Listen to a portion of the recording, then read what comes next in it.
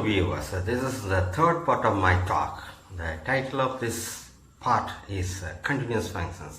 In the earlier part, I introduced the concept of the M matrix spaces. Following this one, I can talk about the continuity of functions from an M matrix space into a M matrix space. This is the idea of this is the main part of this talk. And first, let me begin with the definition of the continuity of a function, and for which I consider a function f from M matrix space X with an M matrix dx into another M matrix space Y with a M matrix dy, and I say the function f is continuous at a point, say x0 in capital X, if for given a neighborhood u of f of x0, that is a neighborhood v of x0 such that this f of v is contained in u. In that case, I say that the function f is continuous at a point x0. I say that the function f is continuous on entire capital X, if the function f is continuous at every point of x. And immediately we can have a very obvious example. I consider the identity function f define a general M matrix space x comma d into itself. The identity function is f of x equal to x for all small x belongs to capital X. Then this function f is a continuous function. It is continuous at every point, and for which if I begin with neighborhood u in the codomain for a point f of x or f of x, then I can consider the same neighborhood. I take the same neighborhood as a v, and so that the image of that v is equal to the same u itself, so that f of v is contained in u, and so the function f is continuous at every point. So the identity function is continuous on the entire capital X. And see, the next slide gives a set of conditions, equivalence of our continuity of the function at a point, say x0. Say I begin with once again we met a function from an M matrix space into an M matrix space, the function f. I say the function, and then you read, just read the conditions. The first one is that the function f is continuous at a point x0. Then the second condition says that for a given epsilon greater than 1, it is possible to find a delta greater than 1 such that dy of f of x comma f of x0 is less than epsilon whenever dx of x comma x0 is less than delta in capital X. And the third condition is given in terms of this sequence. Whenever xn converges to x0 in capital X, the sequence xn, and then the corresponding image sequence f of xn converges to the image of x0, mean f of x0. See, these three conditions are equivalence in the sense that 1 implies 2, 2 implies 3, and 3 implies 1. So the continuity can be described in terms of this the other two conditions, continuity at a point. See, for a proof, look at the proof. First I begin with implication 1 implies 2, for in which that I assume that condition 1 is true, that is f is continuous at the point x0. And then to establish the relation 2, I begin with the neighborhood, epsilon greater than 1. Then I can consider the neighborhood u as b of the ball, open ball, with the center f of x0 with the radius epsilon. Then I can find a neighborhood v for x0 such that the f of v is contained in this ball, and for that neighborhood v, inside the neighborhood v, I can find another ball with the center x0 and with the radius delta. This is the delta which we need. In this case, automatically we have the relation. There's a dy of f of x comma f of x naught is less than epsilon whenever dx of x comma x naught is less than delta in capital X. To establish the other inequality, this 2 implies 3. I assume that 2 is 2. To establish 3, I begin with the sequence xn in capital X, which converges to a point, say x, converges to the particular fixed point, say x naught. And then to establish the convergence of the f of x n, the sequence f of xn to the point f of x naught, I begin with its epsilon greater than 1, but for this epsilon greater than 1, I can find delta greater than 1 such that this d of f of x, dy of f of x comma f of x naught is less than epsilon whenever dx of x comma x naught is less than delta in capital X. In that case, I can find, for this delta, I can find an integer n naught such that d of x comma x n is less than delta for all n greater than or equal to n naught. Then automatically I have the unequal, this conclusion that dy of f of x n comma f of x naught is less than epsilon for all n greater than or equal to n naught. This means that the sequence f of x n converges to the point f of x naught in y. So the 2 implies 3. To establish the other implication, this 3 implies 1. I begin with the assumption that 3 is 2. To establish the continuity of the function f at x naught, I begin with a neighborhood, say u of I'm sorry. See, instead of selecting, for a given neighborhood u to be, I go in other way. I assume that instead of proving this 1 is 2, I begin with the assumption that 1 is not true and end with the conclusion that 3 is not true, so that I can have the implication that 3 implies 1. So when 1 is not true, then it's possible to find a neighborhood u, and for which I cannot find no neighborhood v for x naught such that the f of v is contained in this u. So automatically I can consider the neighborhoods v as bars. So no bar, say with radius n plus 1 by n and with the center x naught for which the image is contained in u. So automatically, so for such bars, inside the bars, I can find one point, say xn. So that the condition d of x naught comma xn is less than n plus 1 by n, so that whereas that the image f of x is xn is not in u, so that automatically see, one thing I have to say that I begin with the assumption that inside the neighborhood I find an epsilon greater than 1 such that this d of f of x naught, epsilon greater than 1 such that d of f of x naught comma epsilon is contained in u. This is possible because the u is open. By the definition C, so when the f of x naught n is not in u, then automatically the f of x n is also not in the bar, the b of f of x naught comma epsilon. So in that case, automatically I have the inequality d of f of x n comma f of x naught is greater than or equal to epsilon. So I can get the conclusion, say that this f of x n doesn't converge to this f of x naught. So I can find a sequence xn that converges to x naught such that f of x n doesn't converge to this f of x naught. So when either 1 is not true, 3 is not true. So this means that 3 implies 1. So this completes the proof of the equivalence. Of course, I can extend the same even for the continuity at all points. Continuity at all points are continuous on let's say entire capital X. I say in the next slide you may find a lemma saying that arbitrary union of open sets in an M matrix space is open. This just follows from the definition of the open sets. I don't discuss the proof, and I'm going to give this as an exercise to you. And I go to the next theorem. the theorem says that I consider a function f from a M matrix space x into another M matrix space y, and they have a characterization that f is continuous on a capital X if and only if inverse image every open set is open, in the sense that f inverse of u is open whenever u is open in capital Y.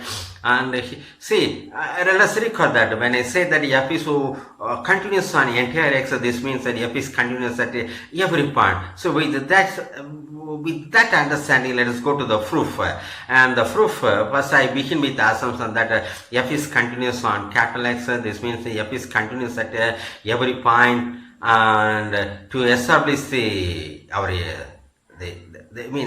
equivalence part, I begin with the open set u in capital Y. I have to prove that f inverse u is also open in capital X. See, f of u, this u is a neighborhood. I consider point x in f inverse of u, and then automatically this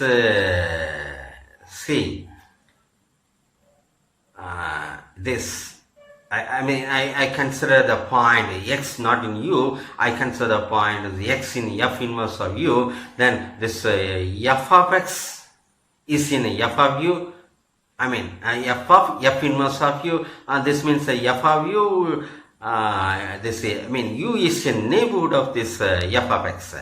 So in that case, because of the continuity, I can find a neighborhood Vx of x such that f of Vx is contained in this u. So then I can go for the union of all such neighborhoods Vx.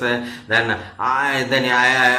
this union coincides with this f inverse u. Arbitrary union open set is open. So necessarily this f inverse of u is open. So one part is complete. To prove the other part is an obvious part. See, conversely, I assume that f inverse of u is open whenever u is open, and to establish the continuity on entire x, then I have to establish the continuity at every point of small x in capital X. So when I fix one point small x in capital X, and when I consider a neighborhood u of f of x, inverse u is open, so the f inverse of u becomes the neighborhood of x, and so the image of that neighborhood under f is contained in u. So this is a continuity of the f at every point small x in x, so the f is continuous on the entire x. So you have a characterization very soon, but more elegance, but nice characterization. F is continuous at every point if and only if inverse image of every open set is open. Okay.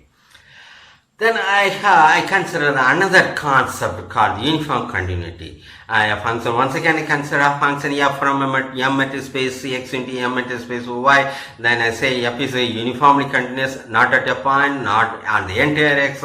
If for a given epsilon greater than 0, there is a delta greater than 1, such that this dy fx fy is less than epsilon whenever dx of x y is less than delta in capital X. What's the difference between this continuity and the uniform continuity? This is for a given epsilon greater than 1, and for a given point x0 we find delta, but the delta depends on the point x0 in case of continuity, whereas in case of uniform continuity the delta is common for all points. In this way there is a difference between this continuity and the uniform continuity, but obviously we can understand that from the definition the uniform continuity implies this continuity. Of course the converse in innovative. Before that let us consider one simple example for uniform continuity, somewhat non-trivial example. I consider the function f from r plus with respect to the usual metric d cross to the same r plus with respect to the same usual metric d cross, and the map is given by f of x equal to 1 by x. This inverse mapping. Then I check that the distance between fx fy equals to distance between x and y. And so for given epsilon greater than 0, greater than 1, I can choose delta, that's also greater than 1, that delta has the same epsilon. So I have a common delta, a common for all points, so I have the uniform continuity, and so that it is a very simple but a non-trivial example for uniform continuity of a function. And I consider one more example. The same thing I also need. See, I define f of x is equal to mod x, the multiplicative mod x. Then, because of the one inequality already derived in the first part, it so happens that this dxi of x comma fy is less than or equal to d cross of x comma y, true for all x positive real numbers x comma y. So obviously for given epsilon greater than 1, we can choose the delta is also greater than 1, so that you have the uniform continuity. Okay, so but I have to give one more comment. See, possible to establish that d cross is a continuous function in the same way, and more than that, in the if you use arguments that is similar to this type, it is possible to establish that every metric, m metric is also continuous, of course with suit out topology, in the sense that if xn converges to x and yn converges to y, in a metric space, m metric space, and then d of xn comma yn converges to d of x comma y when the d is a metric, m metric given in that m metric space. It is also possible to establish this one. And I'd like to give one counter example. See, this is a function with the domain, the interval 1 comma 2, where 1 is omitted, 2 is included, and I can say usual metric d cross, and from the coordinate domains are the same. I define the function g of x is equal to g of x x minus 1 for all x belongs to the domain this 1 comma 2. Then it's possible to check that this g is a continuous function, whereas the g is not a uniform continuous function, for which you can choose the epsilon greater than epsilon is equal to 2, that is greater than 1, for which you can never find a point delta greater than 1 that is applicable for common for all points, and you can check by using the hint given in the slide. You consider the point x is equal to n plus 1 by n and y is equal to 2n plus 1 by 2n, and using this hint you can verify that there is no common delta applicable for this epsilon is equal to 2, so that this specific function is not uniformly continuous, whereas this function f is continuous, this function g is continuous on the entire domain 1 comma 2. Then I come to this another one, this another concept called the contaction mapping. A function f from a metric space m metric space x comma d into the same m metric space x comma d is said to be a contaction mapping if there is a constant inside the open interval 0 comma 1. I mean that the k is in between 0 and 1, k is neither 0 nor 1, such that d of fx comma fy is less than or equal to this d of x comma y raised to the power k, true for all x comma y in the m metric space x.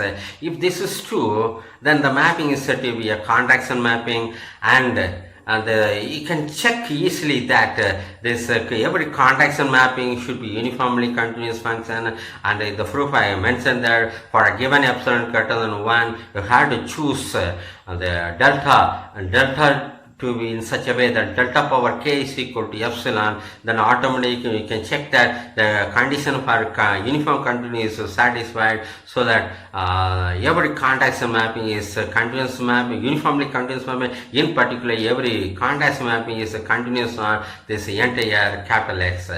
And then I had given an example, a very obvious example, but a somewhat non-trivial example. Once again, I consider a function f from r plus to d, r plus comma d cross, usual m metric. Of course, this r plus d cross complete m metric space into itself. I define the function f of x equal to x power k, where I fix the k in between the 0, 1, neither 0 nor 1. And then automatically I check that this function is a contaction mapping Of course, very obvious. I have given the arguments.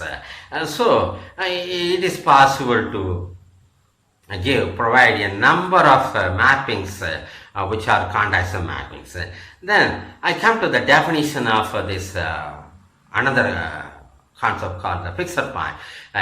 Consider a function f from a set x into x, a non-empty set, and I find a small x is fixed point of a function f from x into x. If f of x is equal to x, the point x is fixed by the function f.